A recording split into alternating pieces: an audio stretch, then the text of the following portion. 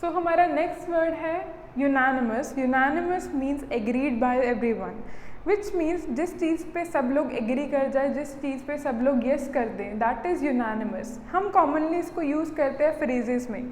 जब भी हम राइटिंग टास्क 1 करते हैं, हम नॉर्मली स्टार्ट करते हैं एक फ्रेज से, और कभी कभी ऐसा होता है कुछ टॉपिक के फ्रेजेस मुझे नहीं आते, सो उस टाइम पे हम स्टिक फ्रेजेस यूज़ करते हैं, जैसे it is agreed by everyone. But ये बहुत बेसिक वोकैबुलरी है. इसको अपग्रेड करने के लिए आप यूज़ कर सकते हो it is unanimously said, which is provided by this and that, whatever your subject is, आप वहाँ पे उसको इंडल्ज कर सकते हो. और let's move on to a next vocabulary topic, that is beneficiary. Beneficiary means जैसे कि नाम सजेस्ट करते हैं बेनिफिशियरी. आप सबने बेनिफिट वर्ड तो सुना होगा, आप नॉर्मल लाइफ में भी यूज़ करते हो, पर क्या आप बेनिफिशियरी वर्ड यूज़ करते हो? नो.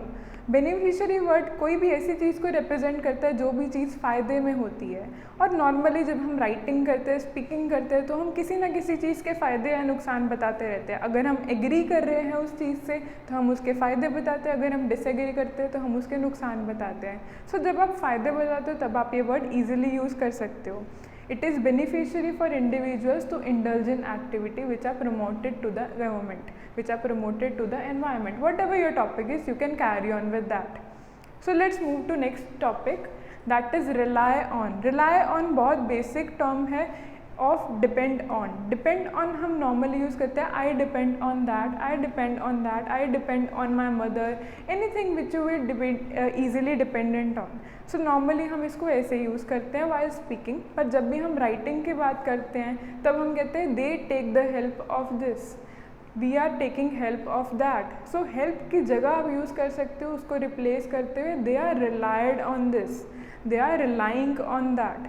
वो इस चीज़ पे भरोसा कर रहे हैं, वो इस चीज़ पे डिपेंडेंट है. The next word says manipulate. Manipulate बहुत कॉमन वर्ड है, आपने ईजिली सुना होगा अगर आप इंटरेस्टेड हो सीरीज़ में, मूवीज़ में, जहाँ पे वो बात करते हैं, आपस में इंटरेक्शन करते हैं और वन पर्सन दूसरे पर्सन को कहता है कि आप उस चीज़ के बारे में दूसरे को मनाओ. सो मनाओ के लिए बहुत कॉमनली यूज़ करते हैं you should manipulate that person. आप इसको स्पीकिंग में यूज़ कर सकते हो if you are strong with your pronunciation, और आप इसको राइटिंग में यूज़ कर सकते हो while defining the ideas for your suggestions. जब आपको रीज़न एंड सॉल्यूशन टाइप आए तब आप इसको ईजिली यूज़ कर सकते हो. Government should manipulate people to use more jute bags rather than plastic bags. Including this, we will go for the next word, that is endeavor. Endeavor is, as it is said here, to make a serious and sincere effort to achieve something. As I can easily epitomize here, that which I have used the first word here, you can say I am more endeavor towards achieving my IELTS score. That means you are paying great efforts to achieve it. So it is very important while you are using the basic words into your general speaking, you can use these words so that you can inhale them in your natural speaking. जब तक आप इन words को naturally input में नहीं डालोगे, ये आपके लिए beneficial नहीं रहेगा. Moving to the next word, reliant. Reliant जैसे हमने ये वाला word करा था, rely on similar form में है, पर इसका जो usage है वो थोड़ा सा different है. जैसे हम यूज़ करते हैं rely on, people are relied on the factor which are provided by government. इसका यूज़ थोड़ा सा different form में आएगा, that is people are reliant on the factors provided by government. थोड़ा सा यूजेज डिफरेंट है पर ये different form of vocabulary में आपको score uplift करेगा, so you can easily use them. Next word is sedentary lifestyle. Sedentary lifestyles include a lot of sitting and lot of work which lack in exercise. आजकल जैसे हम देख रहे हैं Covid के टाइम से वर्क फ्रॉम होम स्टार्ट हो गया, आप सबने ऑनलाइन क्लासेस देखना स्टार्ट कर दिए. जैसे आप ये वीडियो देख रहे हो, आप घर पे बैठ के आराम से कोई भी चीज़ अपने हैंडसेट पे देख सकते हो. So you are sitting most of the period, you are not doing any exercise. That lifestyle is normally called sedentary lifestyle, जिसमें वर्किंग नहीं होता, जिसमें कोई भी फंक्शनिंग नहीं होता, हम बस एक जगह पे बैठ के उस चीज़ को कंज्यूम कर रहे हैं. The next word is dilemma. Dilemma is very interesting word. As the wording, as the pronunciation suggests, dilemma means something which have a minor confusion regarding choosing this or that. If I say this in speaking, I have a dilemma to choose to whether I want to drink tea or whether I want to drink coffee. That means I am having a confusion between them.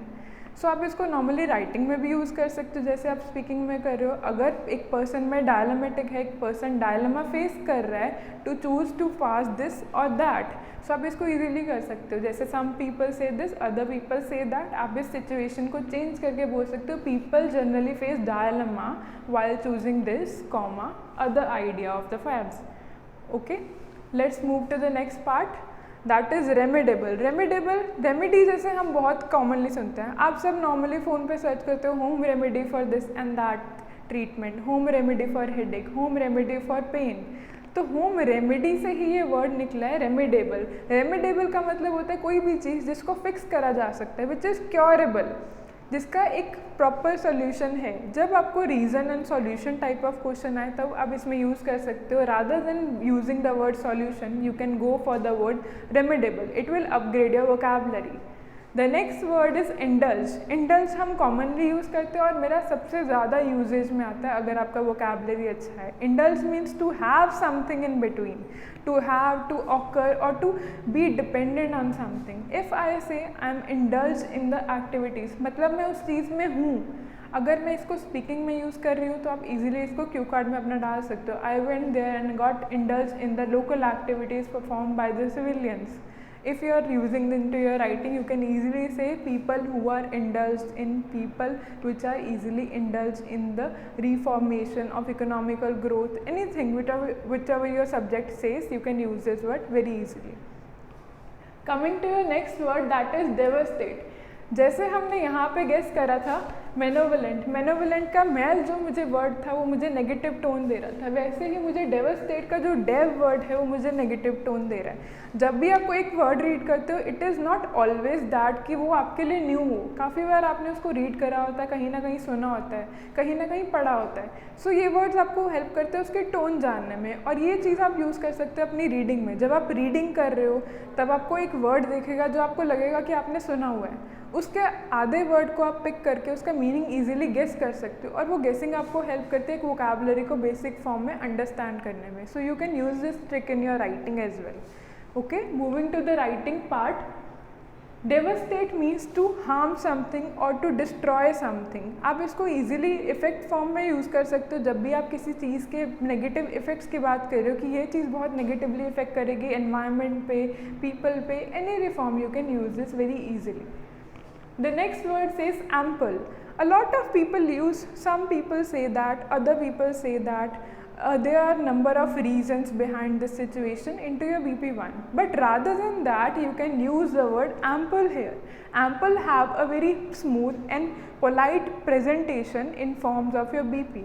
आप इसमें इसको ऐसे use कर सकते हो, some people represent the answers, some people represent the reason out of ample number of reasons.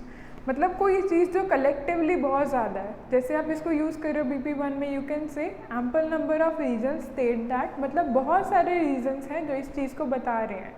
Along with that you can also see some of the synonyms here, that is more than enough, plenty and plethora, which you have commonly used in your writing as well as your speaking.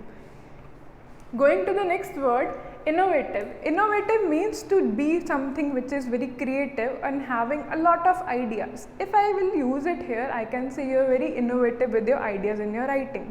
So you can guess the word, what does it mean and how to use it. While moving to the next word, it says escalate. Escalate means to upgrade something, to boost something or to increase something. But in the writing task too, I cannot use the word increase, don't I? And for that I will use the word escalate here. Escalate means, जैसे मैंने बताया, escalate का मतलब होता है कुछ भी चीज़ को बढ़ाना, कुछ भी चीज़ को इंक्रीज़ करना।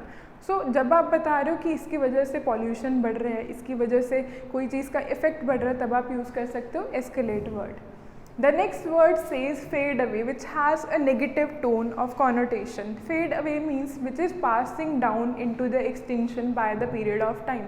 कोई चीज़ जो टाइम के साथ साथ ख़त्म होती जा रही है, तो आप इसको वहाँ पे यूज़ कर सकते हो।